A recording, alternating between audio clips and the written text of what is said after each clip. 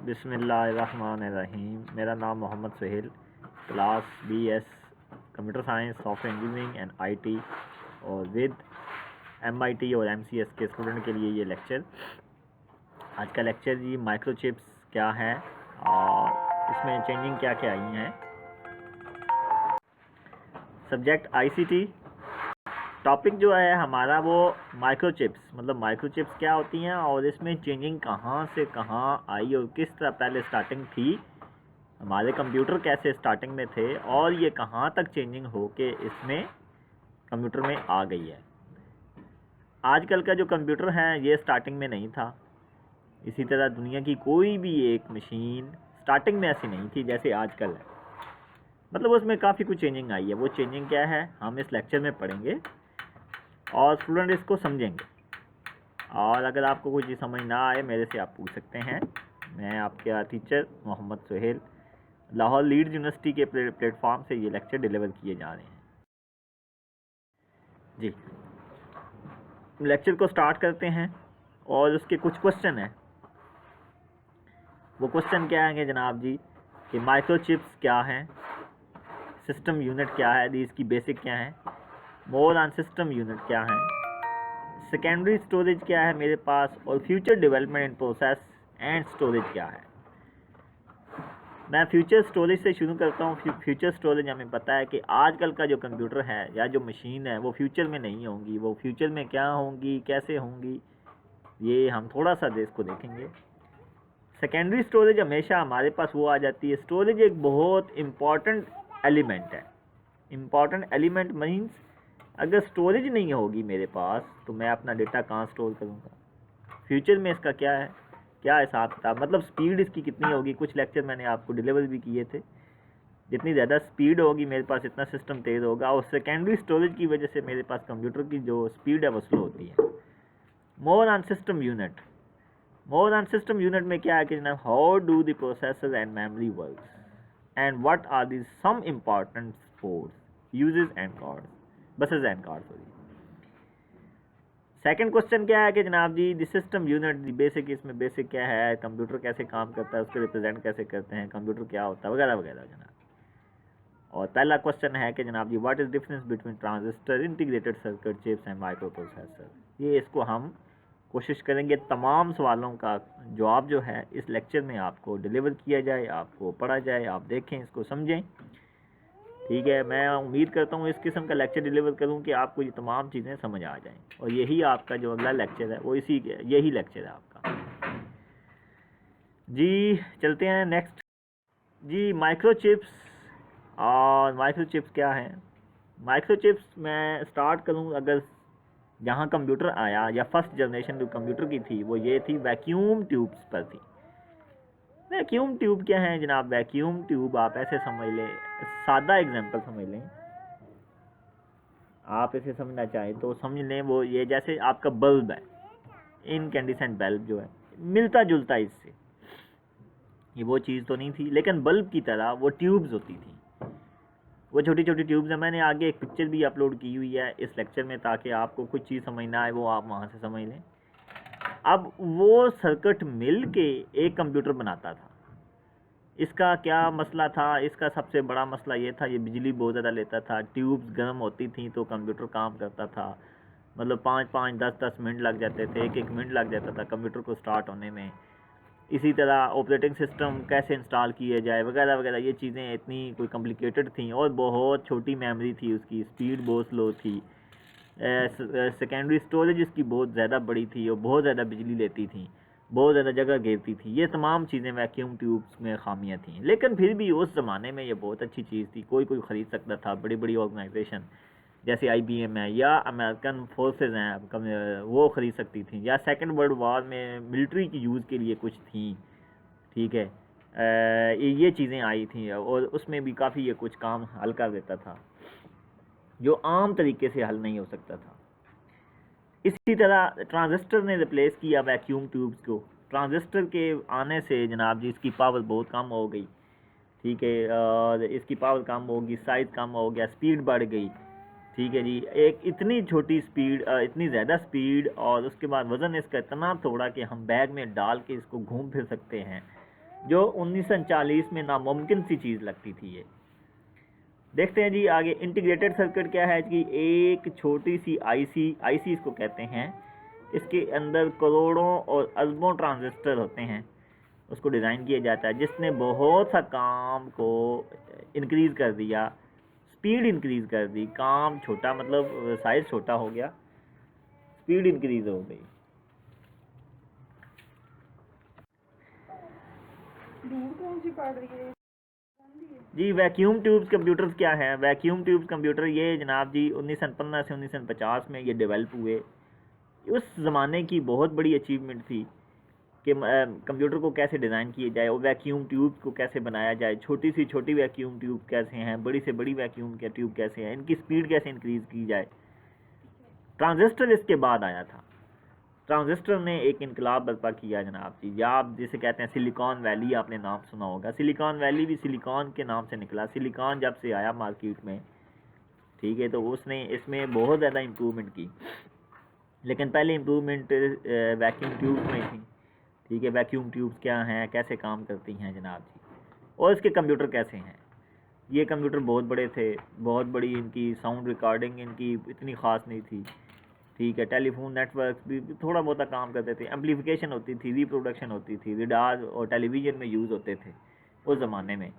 आपको पता है कि ये रेडार बहुत इंपॉर्टेंट चीज़ है सेकंड वर्ल्ड वार और फर्स्ट वर्ल्ड वार में, ख़ासकर सेकंड वर्ल्ड वार में ये रेडार आया था, जो जिसने इनकलाब बर्पा किया जनाब जी दुश्मन के त्यारे देखने में।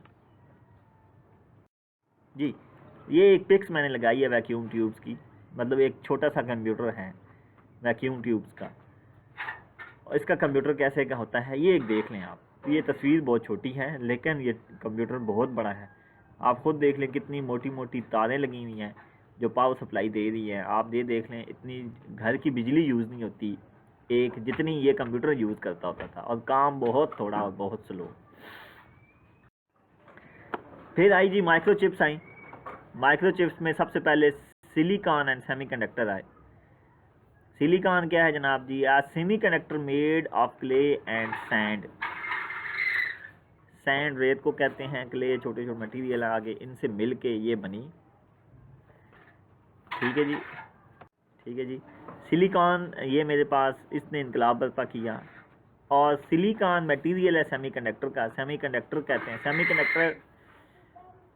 सेमीकंडक्टर मींस मेरे पास जो ना तो कनेक्टर है और ना ही इंसुलेटर है, इनके दरमियान में।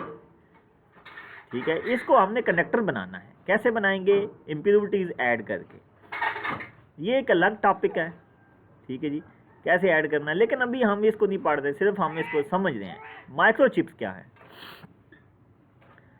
अब सेमीकंडक्टर क्या है? A material whose electrical properties are intermediate between a good conductor and non conductor of electricity. जैसे मैंने आपको अभी बताया वही चीज़ है। इसको कनेक्टर बनाया जाता है।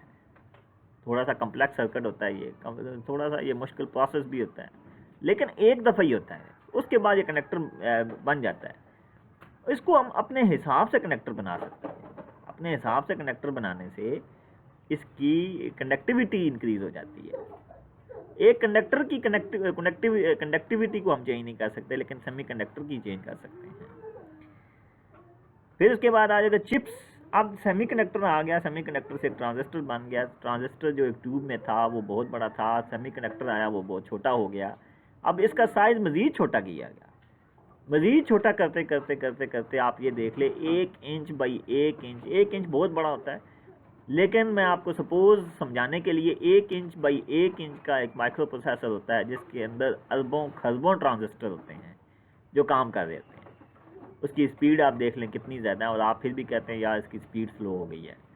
ठीक हो गया जी, आप खुद देख लें उस ज़माने का जो प्रोसेसर आया होगा उसकी स्पीड क्या है और आजकल की स्पीड क्या है। हाँ जी, अब इसमें मेरे पास चेंजिंग क्या क्या आई? माइक्रोचिप्स आई। माइक्रोचिप्स में मेरे पास माइक्रो मतलब छोटी, चिप्स मतलब एक चिप आ गई। ये आप कहते हैं माइक्रोचिप्स बनी store and process data in electronic devices के लिए। याद रखें, जब भी मेरे पास कोई कंप्यूटर बनेगा उसमें मेरे पास प्रोसेसिंग डिवाइस तो होगी, लेकिन मेरे पास एक इलेक्ट्रॉनिक उसमें स्टोरेज के लिए भी मेरे पास एक डिवाइस चाहिए। वो स्टोर कैसे करेगी? अगर मेरे पास कोई डेटा स्टोर होगा तो वो प्रोसेस हो सकेगा। जितना फास्टली डेटा स्टोर और रिट्रीव हो सकता है, इतनी ही कंप्यूटर की स्पीड फास्ट हो सकती है। इसके साथ आगे जो आई, जो मज़ीद इसमें चेंजिंग या इसमें इंक्रीमेंट लेकर आई, वो माइक्रो प्रोसेसर है। माइक्रो प्रोसेसर क्या है जनाब जी? ये मेरे पास छोटे छोटे सर्किट आ जाते हैं और ये कंप्यूटर का एक ब्रेन होता है। ठीक है जी। इंसान का अगर ब्रेन फेल हो जाए तो इंसान की रिकवरी बहुत मुश्किल है, बहुत मुश्किल है रिकवरी। एक ब्रेन के ना होने से इंसान कुछ भी नहीं है, बाकी सब फंक्शन ठीक काम कर रहे हैं। ठीक है, ब्रेन के ना होने से ये काम नहीं सही करते। अब इसको हमने CPU का कहा, इसका नाम CPU दे दिया। आजकल इसमें बहुत ज़्यादा रिसर्च हो रही है। मजीद कहता है, the development of the microchips and micro processor has enabled the development of small mobile electronic devices. इसने, इन चीज़ों ने हमें इस काबिल बनाया, द डेवलपमेंट ऑफ माइक्रोचिप्स, ये छोटी छोटी चीज़ें हैं जिन्होंने हमें इस काबिल बनाया कि मोबाइल को ईजाद किया जाए या मोबाइल को ईजाद किया जाए या मोबाइल बनाए जाएं, और मज़ीद अच्छे से अच्छे और छोटे से छोटे मोबाइल बनाए जाएं। जी नेक्स्ट है जी, यहाँ पर एक क्वेश्चन था जनाब जी, जो आपने दी सिस्टम यूनिट्स, इसकी बेसिक क्या क्या हैं। अब वो बेसिक हम पढ़ रहे हैं, सारी देख रहे हैं। बेसिक क्या है जी जनाब जी? बाइनरी सिस्टम है। बाइनरी सिस्टम मैंने आपको बताया था कि बाइनरी सिस्टम क्या है जनाब जी? अगर डेटे को रिप्रेजेंट करना हो मेरे पास, तो वो या तो ऑफ होगा या हाई होगा। ऑफ के लिए 0 और हाई के लिए 1। ठीक हो गया जी। ये मेरे पास जो नंबर सिस्टम आ जाते हैं वो बाइनरी नंबर सिस्टम आ जाते हैं, जिसके पीछे मैंने आपको एक बहुत बड़ा लेक्चर, जब आप फिजिकल क्लासेस थी हमारी, मैंने दी थी आपको। कहता जी, all data and program instruction in the computer are represented as binary. आपको पता है बिट क्या है, 0 होगी या 1 होगी। बाइट क्या होंगे? ए ग्रुप ऑफ 8 बिट होंगी, एक करेक्टर होगा, डिजिट होगा और अदर वैल्यू। किलो बाइट क्या होंगी? 1024 बाइट होंगी। मेगाबाइट क्या होंगी जनाब जी? मेरे पास 1 मिलियन बाइट्स होंगी। गीगाबाइट्स क्या होगा? 1 बिलियन बाइट्स होंगी। बिलियन 1 अरब को कहते हैं, साथ नीचे आगे वैल्यू लिखी भी है। टेराबाइट क्या होगी जनाब जी? अब ये 1 ट्रिलियन बाइट होगी। ट्रिलियन 1000 अरब को कहते हैं। पेटाबाइट 1 क्वाड्रिलियन बाइट होगी। एक्साबाइट 1 टाइम बाइट होगी। ये लफ्ज़ मतलब ये आगे वो फ्यूचर है जो आगे काम आएंगी या आगे में मज़ीद का यूज़ होंगी। मतलब गीगा से भी टेरा से भी आगे चली जाएंगी बातें, जो आप समझेंगे, देखेंगे और इसको पढ़ेंगे भी।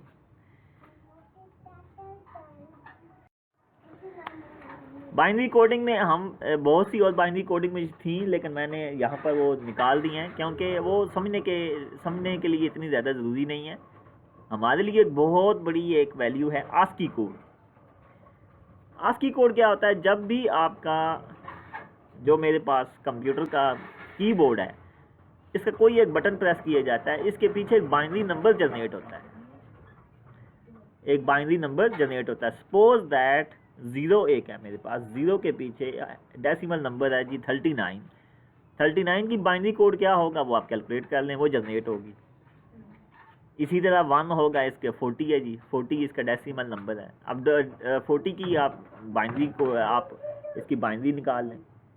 तो जब आप 40 दबाएंगे तो माइक्रो प्रोसेसर के पास वो बाइनरी नंबर जनरेट होगा, जो 40 की बाइनरी होगी, वो कंप्यूटर के पास जाएगी। 10101011 की फॉर्म में जाएगी। कंप्यूटर इसको समझेगा ये 40 आया है और वो प्रिंट कर देगा 1 स्क्रीन के ऊपर, क्योंकि वो तो मशीन लैंग्वेज को समझ रहा है, जबकि हम डेसिमल लैंग्वेज को समझ रहे हैं या हम अपनी लैंग्वेज को समझ रहे हैं। तो आस्की कोड वो हैं जो ट्रांसलेशन का काम करते हैं between computer and between us. हर एक कैरेक्टर का, जैसे कि ABCD है, एक आस्की वैल्यू डेसिमल में भी और हेक्साडेसिमल में भी दी हुई है। उस डेसिमल और हेक्साडेसिमल के हिसाब से बाइनरी नंबर जनरेट होता है, जो कंप्यूटर को इजीली समझ आ जाती है ये कौन सा नंबर प्रेस किया गया है। मशीन लैंग्वेज है जनाब जी, मशीन लैंग्वेज आपको पता है कि 01 की फॉर्म में है, 01 की फॉर्म में है, इसको हम बाइनरी नंबर कहते हैं जनाब जी। ई CPU types has its on machine language है, ये एक ऐसी चीज़ है जो अभी आपके समझने के लिए ज़रूरी नहीं है, लेकिन आपको पता होना चाहिए बस। कोई भी एक हाई लेवल लैंग्वेज जैसे C++, जावा, शार्प, ये ट्रांसलेट होती है किस में, ये मशीन लैंग्वेज में ट्रांसलेट होती है। मशीन लैंग्वेज आगे कंप्यूटर उसको समझ लेता है कि ये कौन सी लैंग्वेज है, सबसे पहले ये मशीन लैंग्वेज में ट्रांसलेशन होती है। वही नीचे वाला इसका टॉपिक है जनाब जी, लैंग्वेज ट्रांसलेटर। कहता है computer system software convert higher level language instruction and data into machine language so that the processor can understand what to do. ये वही बात है जो मैंने आपको भी थोड़ी देर पहले समझाई है। एक कंप्यूटर को खोल के रख दिया गया एक डेस्कटॉप कंप्यूटर के ऊपर, और हर एक के साथ कुछ लाइनें लगा के समझा दिया गया ये कौन कौन सी चीज़ें हैं। एक नई चीज़ आपके लिए मिलेगी, फ्लॉपी ड्राइव। ये नई नहीं है, ये पुरानी हो चुकी है और आजकल मार्केट में नहीं आ रही, लेकिन लिटरेचर में पढ़ाई जाती है और इसकी अहमियत अभी भी बरकरार है। मदरबोर्ड, उसने कुछ एक निशान लगाया हुआ, अगर आप देखें मदरबोर्ड, अगर आप कोई भी कंप्यूटर खोल के देखें जहाँ पर एक बहुत बड़ा सर्किट आपको मिलेगा, ट्रांजिस्टर लगे होंगे, वो मदरबोर्ड होगा। हार्ड डिस्क आपको पता ही है कि हार्ड डिस्क वो डिवाइस है जहाँ पर डेटा स्टोर किया जाता है, और अगर आप हार्ड डिस्क के पीछे देखें तो एक बसेस लगी हुई हैं या कार्ड लगा हुआ है जहाँ पर कुछ बिजली की तारें आ रही हैं जो उसके साथ हैं, जो डेटा लेके जाती हैं और लेके आती हैं। CD रोम, DVD रोम आपको पता है वो सबसे ऊपर टॉप पर लगा होता है, जहाँ पर हम नई CD डाल के जिसमें कोई नया इंस्ट्रक्शन देख सकते हैं, कर सकते हैं। पावर कार्ड्स आपने देख ली हैं जनाब, ये पावर कार्ड्स हैं, पावर कार्ड या बसेस इसको कहते हैं जनाब जी। रिबन केबल, रिबन केबल भी आप देख लें जनाब जी, उसने केबल कह दिया, रिबन केबल। अब वो केबल्स हैं। अच्छा जी, एक्स्ट्रा केसेस फ़ैन, ये फ़ैन आ गया जब वो ज़्यादा गर्म हो जाए तो हमारे यूज़ कर दें। पावर सप्लाई वो इम्पॉर्टेंट टास्क है, काम है जिसके बगैर कंप्यूटर चल नहीं सकता। चिप्स आप देख लें, फ़ैन भी आप देख लें, ठीक है, चिप्स वो अंदर नज़र आ रही हैं, छोटी छोटी चिप्स जो उभरी हुई हैं। वीडियो कार्ड भी आपने देख लिया जनाब जी, वो वीडियो कार्ड है। मॉडर्न कार्ड्स इंटरनेट के लिए यूज़ हो रहा है। साउंड कार्ड आपको पता ही है, साउंड के लिए यूज़ हो रहा है। ये वो छोटी छोटी जो वो चीज़ें कंप्यूटर के अंदर जिससे मिल के एक डेस्कटॉप कंप्यूटर बनता है। अब मज़ीद उसने खोल के दे दिया। अब ये देख लें जी, CPU आप देख लें, डेटा ट्रांसफ़र रिबन केबल ये भी देख लें आप, पावर कनेक्टर आप देख लें जनाब लगे हुए हैं। स्पीकर भी आजकल आए होते हैं जिससे हमारी साउंड आ रही होती है। अब ये मदरबोर्ड है जी, उसने सबसे पहले लेफ़्ट साइड के ऊपर मदरबोर्ड दिखाया हुआ है। अगर आप देखें मदरबोर्ड के ऊपर माइक्रो प्रोसेसर दिखाया हुआ है, रोम चिप दिखाई हुई है, कहाँ रोम लगी होती है ये देख लें थोड़ी सी। Expansion slot for video card है, साउंड कार्ड है, फैक्स का मॉडेम वगैरह वगैरह, ये चीज़ें यहाँ पर लगी होती हैं। ये मदरबोर्ड के अंदर फिर आप को प्रोसेसर चिप्स हैं, ये भी आप देख लें जनाब जी। रैम के लिए उसने मुख्तलिफ स्लॉट लगी हुई हैं, आप वो देख लें जनाब। सबसे राइट के ऊपर फ्रंट साइड का जो व्यू है वो देख लें आप। फ्रंट साइड के व्यू के ऊपर एक बटन है जनाब जी, स्विच ऑन ऑफ करने के लिए। फ्लॉपी ड्राइव है, फ्लॉपी ड्राइव आजकल यूज़ नहीं होती, लेकिन उसकी बनी होती है शेप वगैरह। हार्ड DVD रोम के लिए भी आपको पता है आजकल बनी है, वो प्रेस करें DVD रोम का एक DVD रोम जिसमें डाली जाती है वो बाहर आ जाती है, फिर DVD रोम डालें, फिर बटन को प्रेस करें, वो डेटा को वहाँ पर रीड किया जाता है, वगैरह वगैरह ये चीज़ें आ रही हैं। सबसे मिडिल में जनाब जी सिस्टम यूनिट है मेरे पास, स्पीकर लगे हुए हैं, पावर कनेक्टर हैं, डेटा रिबन केबल्स हैं, पावर सप्लाईज है और CPU दिखाया गया है। ठीक हो गया जी। हाँ जी, मज़ीद इसको एक्सप्लेन करते हैं, समझते हैं जनाब जी, बारी बारी मैंने कर दी हैं, लेकिन अब हम थोड़ा सा समझ लेते हैं जनाब जी। नेम है जी पावर सप्लाई। पावर सप्लाई क्या करता है जनाब जी, ये AC को DC में कन्वर्ट करता है कंप्यूटर को चलाने के लिए। 3 वोल्ट किसी को ज़रूरत होती है, किसी को 2 वोल्ट, किसी को 1 वोल्ट, किसी को 5 वोल्ट, तो ये इसी के हिसाब से कन्वर्जन कर रहा होता है AC को DC में।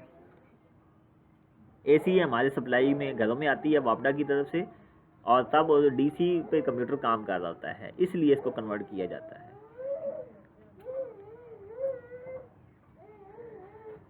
सर्ज प्रोटेक्टर हैं। सर्ज प्रोटेक्टर अक्सर का दिया आ जाता है आपके घर में बिजली का एक एक्स्ट्रा सर्ज आएगा। सर्ज आएगा मतलब आपके पास 220 वोल्ट है, अचानक 250 होंगे, 260 होंगे, फिर 230 आ जाएंगे, कभी 110 आ जाएंगे। तो ये क्या है, झटके जिसके हम अपने अल्फाज में कहते हैं, बिजली के झटके, वो जो आ रहे होंगे जनाब जी, उनको बचाने के लिए मेरे पास सर्ज प्रोटेक्टर लगे होंगे। आपने कोई ऐसी चीज़ डिज़ाइन नहीं करनी, आपने सिर्फ समझनी है। वोल्टेज रेगुलेटर जो वोल्टेज को बार बार चेंज ना होने दे, इसको रेगुलेट करती रहे, इसको वोल्टेज रेगुलेटर कहते हैं।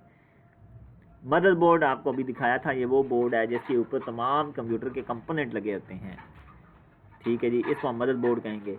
माइक्रो प्रोसेसर आपको पता है कि जनाब जी कंप्यूटर के अंदर जो काम करने वाली मेन डिवाइस है, या उसका एज ए ब्रेन, इसको CPU कहते हैं। चिपसेट आपको पता है कि छोटी छोटी, अभी आपने उस अगर आप पीछे लेक्चर करके भी देख लें तो चिपसेट आपको नज़र आ रही होंगी, छोटी छोटी वो चिप्स लगी होती हैं जो उभरी हुई हैं। मज़ीद इसमें है कि आजकल मल्टी कोर प्रोसेसर है, more than one processor core. एक कोर होगी, उसके ऊपर प्रोसेसर लगे होंगे, एक या दो प्रोसेसर लगे होंगे, उसको कोर कहते हैं। वो कहते हैं एक कोर से ज़्यादा कोर होंगी तो उसको हम मल्टी कोर कहेंगे। उसका फ़ायदा क्या होता है, कंप्यूटर की स्पीड तेज़ हो जाती है। आगे आ जाता है जी प्रोसेसिंग स्पीड आ जाती है। प्रोसेसिंग स्पीड करंटली 1 गीगाहर्ट्ज़ है। इसमें इसका मतलब है 1 बिलियन साइकिल पर सेकंड। बिलियन मीन अरब की बात हो रही है। 1 अरब साइकिल होंगे उसके अंदर, और एक वो काम कर रहा होगा, मतलब 1 अरब दफ़ा 1 सेकंड में ऑन ऑफ होगा। आप सादा अल्फाज में इसको ऐसे समझ लें। पुराना जो था वो 1 मेगाहर्ट्ज़ था, 1 मेगाहर्ट्ज़ की बात ख़त्म हो गई है। 1 megahertz, 3 megahertz, 4 megahertz, 16 megahertz, 64 megahertz, 128 megahertz, ये बात ख़त्म हो गई है, यहाँ से आगे निकल आई है, ठीक है जी।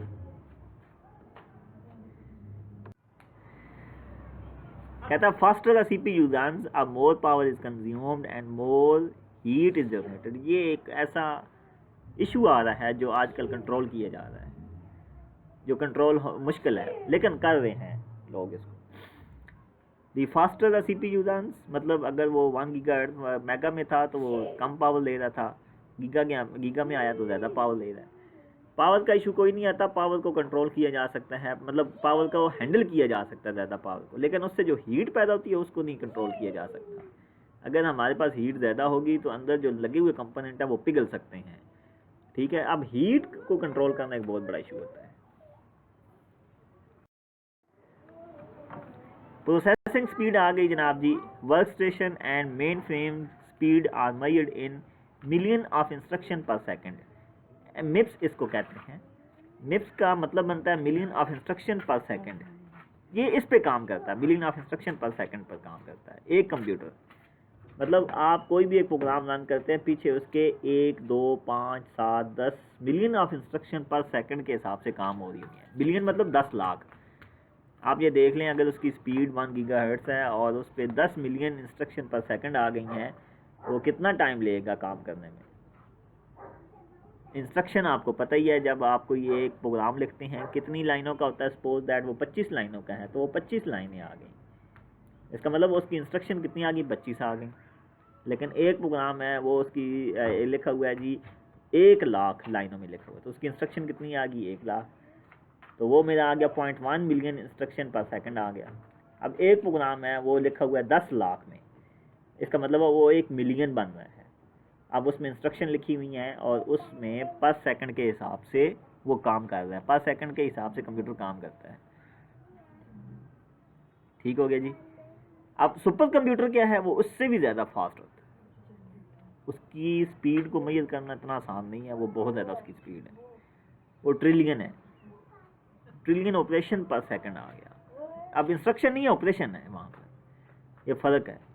एक ऑपरेशन के अंदर कई इंस्ट्रक्शंस होंगी या हो सकती हैं, ठीक है। ट्रिलियन का मतलब है कि जनाब जी ये 1000 अरब, सादा अल्फाज में आप इसे कह लें 1000 अरब। ये बहुत कम और बहुत महंगे हैं, बहुत कम सिस्टम ये यूज़ किए जाते हैं। मज़ीद क्या है जी, CPU क्या है जी, central processing unit has two part, the control unit and ALU। Control unit क्या करता है, वो कंट्रोलिंग करता है कि डेटा राइट होना है, डेटा ने रीड होना है, ठीक है, वो मेरे पास कंट्रोलिंग आ गया। ALU क्या आ गया, अर्थमेटिक लॉजिक यूनिट, जिसने एडिशन मल्टीप्लिकेशन सब्ट्रैक्शन करनी है, वो ALU में आ जाता है काम। अर्थमेटिक लॉजिक यूनिट भी समझा दी। इसी तरह बसेज आ गई। बसेज वो चीज़ हैं जिसने इलेक्ट्रिकल डेटा लेकर गया मेरे पास नहीं, मतलब CPU से उसने ALU के पास कंप्यूटर कंट्रोल यूनिट से रैम से फिर उसने कंट्रोल यूनिट कंट्रोल कर दी होती है, रैम से डेटा को रीड करना है या राइट करना है, वो किसकी मदद से, बसेज की मदद से काम हो रहा होता है, मतलब बसेज डेटा को लेके जा रही होती हैं। आगे आ जाती हैं पोर्ट्स, सीरियल पोर्ट्स नाम सुना हुआ आपने, पैरेलल पोर्ट्स भी नाम सुना हुआ है, USB पोर्ट्स भी नाम सुना हुआ है। सीरियल पोर्ट क्या है, कहता है कि use to transmit data slowly over long distance. इसमें क्या होता है कि एक डेटा सेंड किया जाता है, फिर उसके बाद दूसरा डेटा, क्योंकि वो सीरियल पोर्ट्स हैं, ठीक है जी। यूज टू कनेक्ट कीबोर्ड है, माउस है, मॉनिटर है, ये इसके लिए यूज़ की जाती हैं। पैरेलल पोर्ट्स इजाफी पोर्ट्स या साथ लगी हुई हैं, कहता for transmitting data quickly over short distance transmit 8 bytes simultaneously. इसमें क्या होता है, मेरे पास 8 बाइट्स जो हैं वो अगट्ठी सेंड हो रही होती हैं, मतलब इतनी ज़्यादा उसमें पावर केबल लगी होती हैं। इसका सबसे बड़ा नुकसान है वो पैरेलल में डेटा सेंड होगा, मतलब साथ साथ डेटा सेंड हो रहा होगा। आप इसकी मिसाल ऐसे ले लें, सीरियल पोर्ट और पैरेलल पोर्ट की क्लास की एक लाइन बनाएं। अब मैं सीरियल पोर्ट की एग्जांपल देने लगा हूँ। क्लास की एक लाइन बनाएं और बारी बारी वो स्टूडेंट क्लास में दाखिल होते जाएं। पहले एक दाखिल होगा, फिर दूसरा, फिर तीसरा, फिर चौथा, फिर पांचवा, फिर छठा। ये सीरियल पोर्ट की एग्जांपल आ गई, इसमें डेटा ऐसे फ्लो करेगा। पैरेलल पोर्ट का मतलब है 8 लड़के इकट्ठे दरवाजे के अंदर इन हो जाएं, मतलब हमारे पास 8 दरवाजे बने हुए हैं और इकट्ठे 8 लड़के इन हो जाएं। आप ये देख लें हमारे पास टाइम कितना बच जाएगा। ये मेरे पास पैरेलल पोर्ट की एग्जांपल आ जाएगी, सिर्फ ये समझाने के लिए बात कर रहा हूँ। इसी तरह कंप्यूटर के अंदर भी पैरेलल पोर्ट्स और सीरियल पोर्ट्स लगी होती हैं। USB पोर्ट्स वो हैं जो मेरे पास एक्स्ट्रा, जिसे कहते हैं डेटा ट्रांसफ़र करने के लिए, एक जगह से दूसरी जगह स्टोर करने के लिए हम यूज़ करते हैं, कॉपी करने के लिए, कॉपी पेस्ट करने के लिए, इसको हम USB पोर्ट करते हैं, जहाँ हम हमारे पास USB लगाई जा सकती हैं। सेकेंडरी स्टोरेज आ गया जी। सेकेंडरी स्टोरेज वो हैं जैसे आपको हार्ड डिस्क वगैरह, ये सेकेंडरी स्टोरेज में आ जाती हैं। सादा अल्फाज में आप समझ लें, इसमें फ्लॉपी ड्राइव, फ्लॉपी डिस्क, ये एक फ्लॉपी डिस्क पुराने ज़माने में आती थी।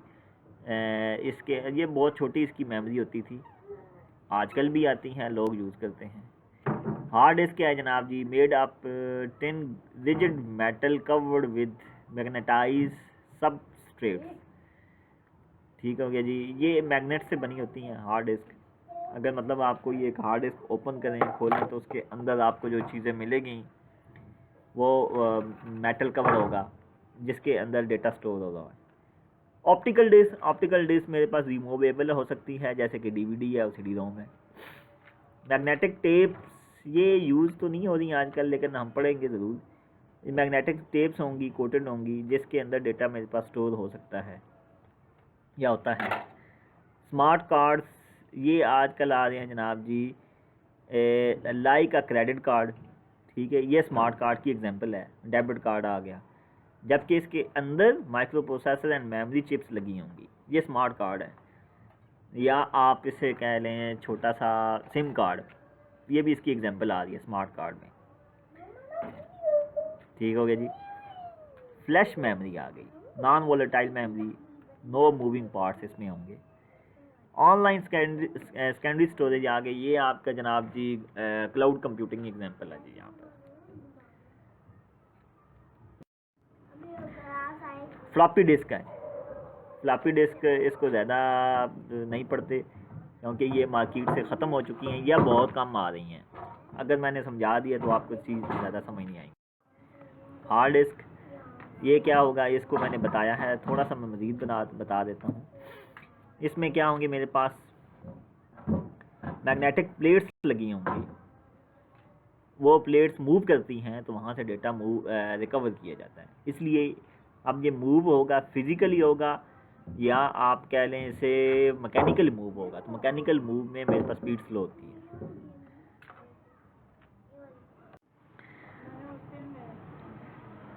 हार्ड डिस्क की जो सबसे बड़ी खूबी ये है कि इसकी जो मेरे पास सबसे ज़्यादा मेमोरी स्टोरेज आ रही है इसमें, ये सबसे बड़ी खूबी है हार्ड डिस्क। हार्ड डिस्क की टाइप्स हैं जनाब जी, एक्सटर्नल हार्ड डिस्क है, रिमूवेबल हार्ड डिस्क है जनाब जी मेरे पास। हार्ड डिस्क कंट्रोलर हैं, ये क्या होते हैं जनाब जी, special circuit board that control the read write head and manage the flow of data and from the head disk. ये इसके हेड कंट्रोलर होते हैं जो कंट्रोल करते हैं डेटे को। ठीक हो गया जी।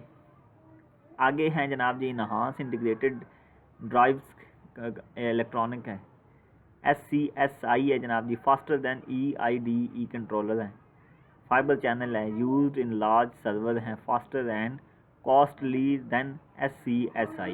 ये वो चीज़ें हैं जो लेक्चर में काफ़ी टफ हैं, तो आपके लिए ज़रूरी नहीं है जी। ऑप्टिकल डिस्क है जी, ऑप्टिकल डिस्क में मेरे पास CD है और DVD है। इसमें data is written and read using laser है, not a disk read write hand है। इसमें क्या होता है कि एक लेज़र लाइट पड़ती है CD रोम पर, जहाँ से डेटे को फैच किया जाता है, कवर किया जाता है, रीड किया जाता है या राइट किया जाता है। ऑप्टिकल डिस्क है जनाब जी, ऑप्टिकल डिस्क में आजकल DVD आ रही है, ये CD से अच्छी आ रही है। आजकल एक और पहले था कि अगर CD एक दफ़ा राइट होगी वो दोबारा राइट नहीं हो सकती, वो सिर्फ रीड ही हो सकती है। लेकिन आजकल इसमें भी एक चेंजिंग आ गई, इसमें भी अनाउंसमेंट आ गई, ये रीड राइटेबल आ रही है मेरे पास, बार बार राइट किया जा सकता है। मैग्नेटिक टेप्स हैं जनाब जी, ये मेरे पास है, thin plates tape coated with the substance that can be magnetize. इसकी एग्जांपल आप VCR अगर आपने देखा हो या सुना हो, VCR में एक कैसेट डलती होती थी, वो कैसेट मेरे पास एग्जांपल थी मैग्नेटिक टेप्स की। इसके अंदर एक रील चलती थी, जो रील के ऊपर मैग्नेटिक टेप्स होती थी। इसी तरह टेपें आती थी जो गाने सुनाती थी, उसके अंदर कैसेट डलती थी, ये इसकी एग्जांपल वो है। स्मार्ट कार्ड हैं जनाब जी, स्मार्ट कार्ड के अंदर जनाब जैसे थोड़ी देर पहले बताया कि मेरे पास क्रेडिट कार्ड, डेबिट कार्ड वो लगे होंगे, लेकिन इसमें खूबी क्या होगी, ये माइक्रो प्रोसेसर भी होंगे और मेमोरी चिप्स भी होंगी। ठीक हो गया जी। स्टोरेज कैपेसिटी इसकी 10 MB होंगी, वगैरह वगैरह ये चीज़ें। ठीक हो गया जी। फ्लैश मेमोरी आ रही है मेरे पास, ये flash memory non volatile memory है विद नो मूविंग पार्ट्स हैं इसमें। अवेलेबल एज गया है जनाब जी, फ्लैश मेमोरी कार्ड्स हैं, फ्लैश मेमोरी स्टिक्स हैं, फ्लैश मेमोरी ड्राइव्स हैं। ठीक हो गया जी। सॉलिड स्टेट मेमोरी ड्राइव्स हैं, ये वो तमाम चीज़ें हैं जो फ्लैश मेमोरी में आ रही हैं। ठीक हो गया जी। अब इनकी तफसील है। ठीक है जी। Insert these into flash ports of camera, hand PC, smartphone वगैरह वगैरह, ये चीज़ें आ रही हैं। सेकेंडरी स्टोरेज है जनाब जी, सेकेंडरी स्टोरेज में ऑनलाइन सेकेंडरी स्टोरेज है, ये क्लाउड कंप्यूटिंग है, इसकी एग्जांपल है। क्लाउड कंप्यूटिंग की एग्जांपल आप मेरे से ज़्यादा बेहतर जानते हैं, समझा देता हूँ। ठीक है जी। Gmail इसकी एक बहुत बड़ी एग्जांपल है। ठीक है। YouTube एक बहुत बड़ी एग्जांपल है। YouTube पे आप अपना चैनल बना लें, वो चैनल आपके सिस्टम पे नहीं बना होगा, कहीं और बना होगा, आप उसको यूज़ कर रहे हैं।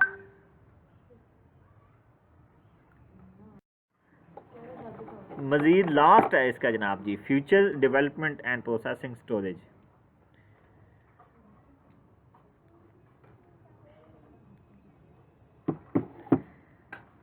Future development in processing and storage, application virtualization है, नैनो टेक्नोलॉजी है, ऑप्टिकल कंप्यूटिंग है, DNA कंप्यूटिंग है, क्वांटम कंप्यूटिंग है, बेटर बैटरीज हैं। ये वो तमाम चीज़ें हैं जो मुस्तकबिल में आएंगी, जिस पे फ्यूचर में काम हो रहा है आजकल।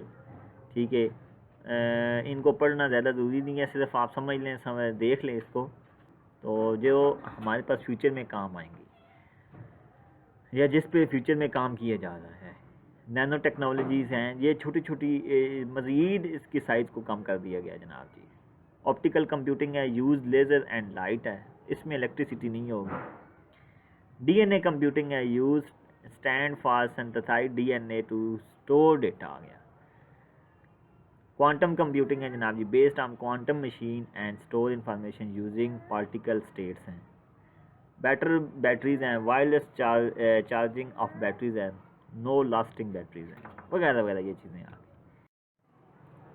फ्यूचर डेवलपमेंट में जो इसका लास्ट में आ गया जनाब वो क्या है, हायर डेंसिटी डिस्क आ गई, ये जिसमें डेटा को स्टोर किया जा रहा है, वो चीज़ें हैं जनाब। और यहाँ पर लेक्चर को एंड है। अगर आपको कोई लेक्चर में कोई चीज़ समझ ना आई वो मेरे से पूछ सकते हैं। मैं उम्मीद करता हूँ ये लेक्चर आपके लिए बहुत इजी होगा, कोई मुश्किल नहीं होगा। आज के लेक्चर के लिए, इस वीक के लिए अल्लाह हाफिज़।